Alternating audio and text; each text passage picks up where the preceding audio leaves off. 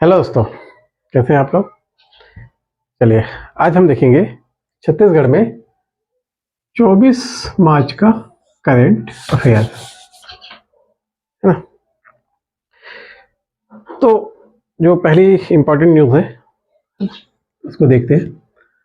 रायपुर के लाल चौक में सरदार वल्लभ भाई पटेल की एक प्रतिमा का अनावरण किया गया। ठीक, कहाँ पे? रायपुर लाल चौक में।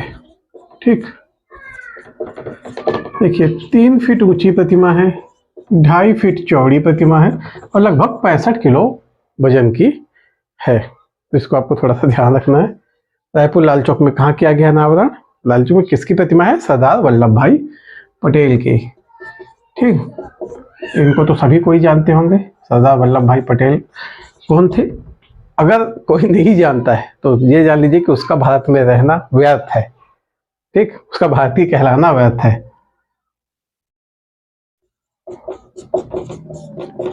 ठीक, तो सरदार वल्लभ भाई पटेल जी की प्रतिमा का अनावरण किया गया है रायपुर लाल चौक में। ठीक, हमारे मुख्यमंत्री जी का एक कार्यक्रम होने वाला है। अभी भरोसे का बजट आया था, उसी से रिलेटेड भरोसे का सम्मेलन। ठीक, यह होगा मुंगेली में, सरगांव। ठीक, मुंगेली सरगांव में यह होने वाला है। प्रदेश स्तरीय है, जिला स्तरीय नहीं है, ध्यान रखिएगा। कैसा सम्मेलन है? राज्य स्तरीय है ना, प्रदेश स्तरीय। यह सम्मेलन होगा 25 मार्च को, है ना। इस सम्मेलन में आपका एक बेरोजगारी भत्ता योजना के तहत पोर्टल को लॉन्च किया जाएगा, जो इंपॉर्टेंट न्यूज़ है।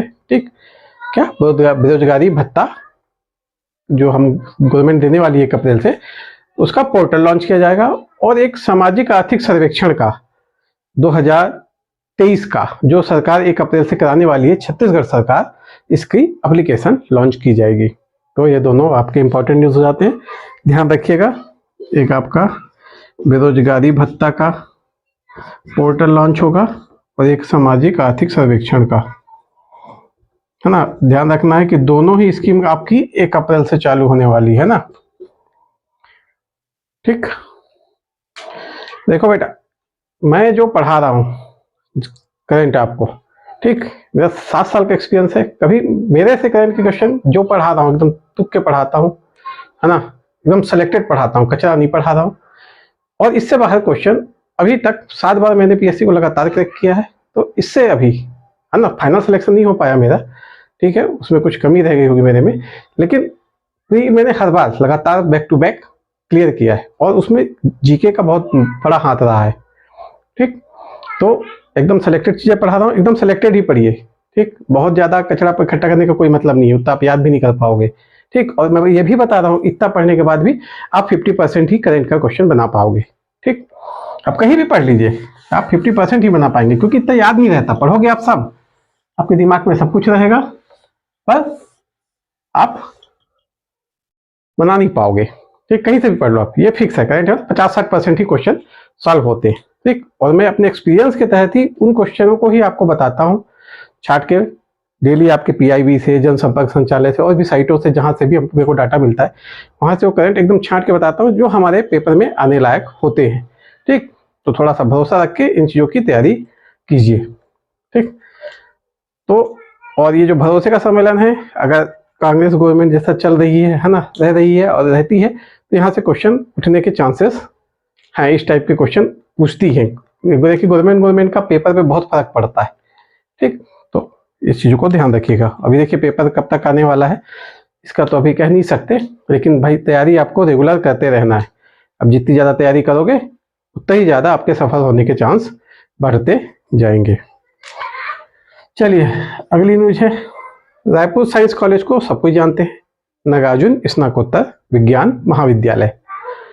ठीक, क्या नाम है उसका? नागार्जुन, ठीक, स्नातकोत्तर विज्ञान महाविद्यालय है। यहाँ का इसकी हीरक जयंती का समारोह हुआ, कहाँ? दीनदयाल ऑडिटोरियम में। ठीक, मुख्यमंत्री जी भी गए थे इसमें। तो मुख्यमंत्री जी ने वहां पे एक निर्णय दिया है कि छत्तीसगढ़ इंस्टीट्यूट ऑफ इसको साइंस के रूप में इसको विकसित किया जाएगा। ठीक, जो आपका साइंस कॉलेज है इसको क्या छत्तीसगढ़ इंस्टीट्यूट ऑफ साइंस के रूप में विकसित किया जाएगा। ठीक, छत्तीसगढ़ इंस्टीट्यूट ऑफ साइंस के रूप में विकसित किया जाएगा। ठीक, चलिए आगे चलते हैं। देखिए 24 मार्च है, आज है आपका विश्व टीबी दिवस। ठीक, 24 मार्च को मनाया जाता है, ये तो आपको पता ही चल गया है। तो सबसे पहले जो टीबी का जीवाणु है इसकी खोज किसने की थी? पहले तो आपको ये होना चाहिए कि टीबी कैसा रोग है। तो ये कैसा रोग है? आपका बैक्टीरिया से होने वाला रोग है। 1882 में, ठीक, एक डॉक्टर का नाम है रॉबर्ट कोच। ठीक, नाम ध्यान रखिएगा, रॉबर्ट कोच। ये सिर्फ यही का क्वेश्चन नहीं है, ये आपसे साइंस में भी पूछ सकता है कि टीबी के जो बैक्टीरिया है उसकी खोज किसने की थी। तो आपको ध्यान होना चाहिए रॉबर्ट कोच, है ना, बायो से रिलेटेड क्वेश्चन बन सकता है इससे। तो रॉबर्ट कोच। माइक्रोबैक्टीरियम ट्यूबरकुलोसिस, जो बैक्टीरिया की खोज की थी उसका नाम रखा था माइक्रोबैक्टीरियम ट्यूबरकुलोसिस, है ना, ट्यूबरकुलोसिस। देखिए 2020 में इसकी भयावहता मैं आपको बताता हूं। 2020 में करीब 99 लाख लोग टीबी से बीमार हुए, उसमें से करीब 15 लाख लोग मर गए। ठीक, पूरी दुनिया में। और भारत में, अगर पूरी दुनिया में जितने टीबी मरीज हैं उसका प्रतिशत भारत में देखा जाए तो भारत में लगभग पूरे विश्व के 26% टीबी मरीज भारत में रहते हैं। कहाँ रहते हैं? भारत में रहते हैं। इसीलिए भारत गवर्नमेंट ने एक प्लान भी बनाया है कि 2025 तक लक्ष्य निर्धारित किया है कि 2025 तक इसको हम समाप्त कर देंगे। और इसी टीबी दिवस के अवसर पे एक वन वर्ल्ड टीबी सम्मेलन भी वाराणसी में आयोजित किया गया। कहाँ किया गया? वाराणसी में आयोजित किया गया वन वर्ल्ड टीबी सम्मेलन। ठीक, प्रधानमंत्री जी ने यहाँ संबोधन भी दिया है। ठीक, और पुरस्कारों का कुछ वितरण भी किया गया है। ये पुरस्कार वितरण इंपॉर्टेंट है क्योंकि छत्तीसगढ़ से 4 जिलों को पुरस्कार मिले हैं। ठीक, इसको मिटाता हूँ, बताता हूँ कहाँ कहाँ मिले।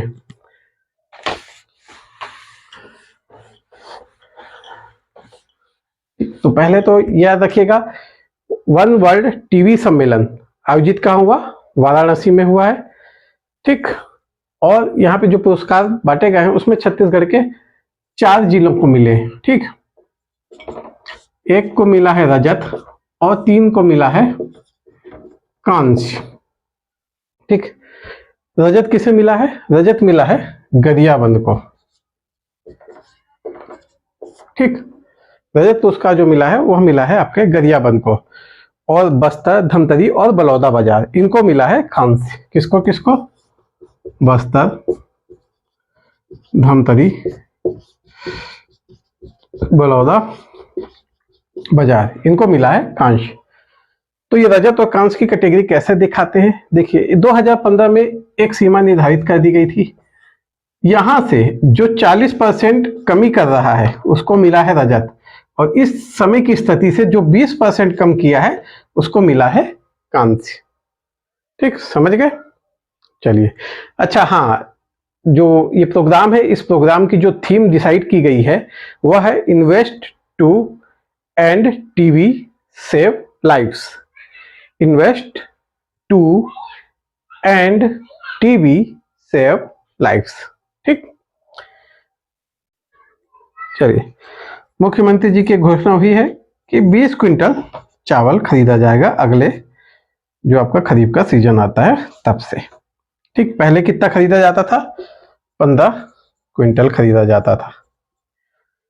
ठीक, तो इसको बढ़ा के क्या कर दिया गया? 20 क्विंटल कर दिया गया, है ना। तो ये बस आपको ध्यान रखना है, घोषणा की गई है अभी कि अगले खरीफ से कितना लेंगे? 20 क्विंटल प्रति एकड़ की दर से लेंगे। अभी प्रति एकड़ कितना लेते थे? 15 क्विंटल प्रति एकड़ की दर से लिया जाता था। इससे क्या होगा? जैसे इसके बाद देखिए चावल की पैदावार बहुत होती है, मतलब हमारे यहाँ भी खेती होती है, तो 1 एकड़ में कई बार अगर आप बहुत अच्छे से कर रहे हो 30 से 35 क्विंटल तक चावल हो जाता है 1 एकड़ पे, समझ रहे। तो सरकार अभी 20 क्विंटल है ना, अगर आप सामान्य तौर पे करते हो तो 20 क्विंटल तो आप, जैसे सरना महामाया जो एक प्रचलित किस्म है छत्तीसगढ़ की, वो तो बहुत आराम से हो जाती है, उसके ऊपर ही जाती है, उससे कम तो नहीं जाती। ठीक, तो 15 क्विंटल लेने में क्या होता था कि किसको के पास बहुत सारा धन बच जाता था, धान बच जाता था, वो धान को फिर उनको क्या है 1700-1800 मार्केट रेट पे जो चल रहा है, 1700-1800 यही मार्केट रेट चल रहा है धान का, इस पे क्या उन्हें व्यापारियों को बेचना पड़ता था, है ना, राइस मिलरों को बेचना पड़ता था। तो अब 20 क्विंटल का दिया गया, तो प्रति एकड़ कम से कम 5 क्विंटल भी अब सरकार ले लेगी, तो अब किसानों के पास जो एक बाहर बेचने का जो मार्जिन है वह काफी कम हो जाएगा। सरकार, किसान की आय तो बढ़ेगी बढ़ेगी, है ना। ऐसा नहीं है कि इसके सिर्फ पॉजिटिव इफेक्ट ही पड़ेंगे, इसके निगेटिव इफेक्ट भी पड़ेंगे, पर ठीक है, सरकार का डिसीजन है ना। और किसानों को तो फायदा होगा ही, हम लोग को भी फायदा होगा, हम लोग भी बेच रहे हैं तो धान को, तो है ना, लेकिन इसका इफेक्ट कहीं ना कहीं टैक्स पेयर पे लास्ट में पड़ेगा। चलिए आगे देखते हैं हम गोधन न्याय योजना।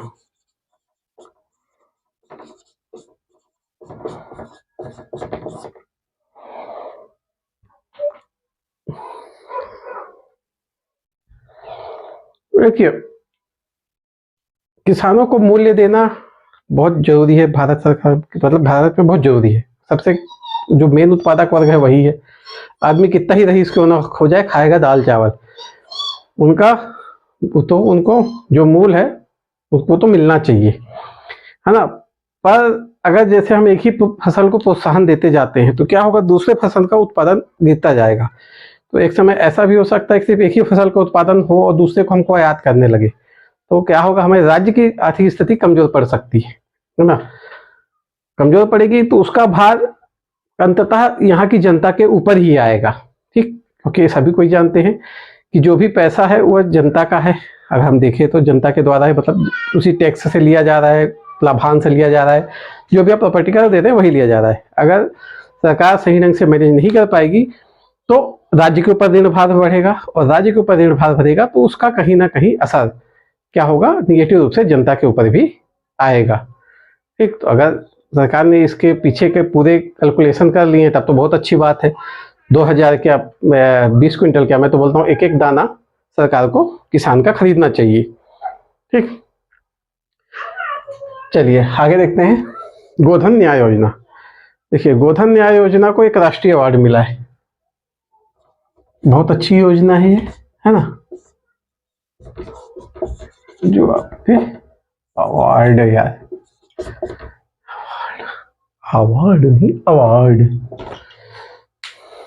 ठीक, CSI SIG e governance award मिला है। ठीक, कौन सा, 20वां CSI SIG e governance award. ठीक, 20वां CSI SIG e governance award मिला गया है, इनको दिया गया है। ठीक, इसका फुल फॉर्म क्या होता है, इसको ध्यान रखेगा। इससे होता है कंप्यूटर, ठीक, S से होता है society, computer society of India, इस आई से होगा of India special interest group. ठीक, स्पेशल इंटरेस्ट ग्रुप,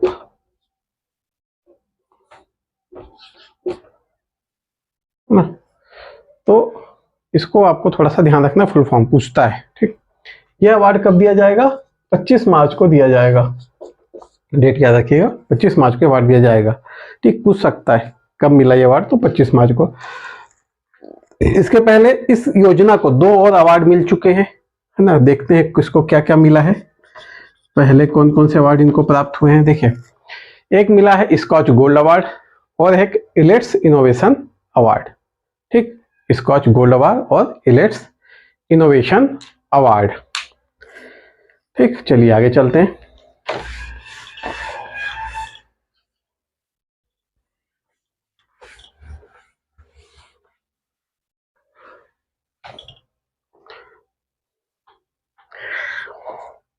देखिए, एक आपको पता होगा राष्ट्रीय आश्वासन पत्र होता है NQAS, ठीक, NQAS, ये स्वास्थ्य विभाग की एक टीम जांच करती है, उसके आधार पर स्वास्थ्य केंद्रों को एक रैंकिंग प्रदान करती है, ठीक, जिसे बोलते हैं NQAS प्रमाण पत्र या प्रमाणित। ठीक, तो ध्यान रखिएगा, इसी श्रेणी में प्राथमिक स्वास्थ्य केंद्र कुटरू, प्राथमिक स्वास्थ्य केंद्र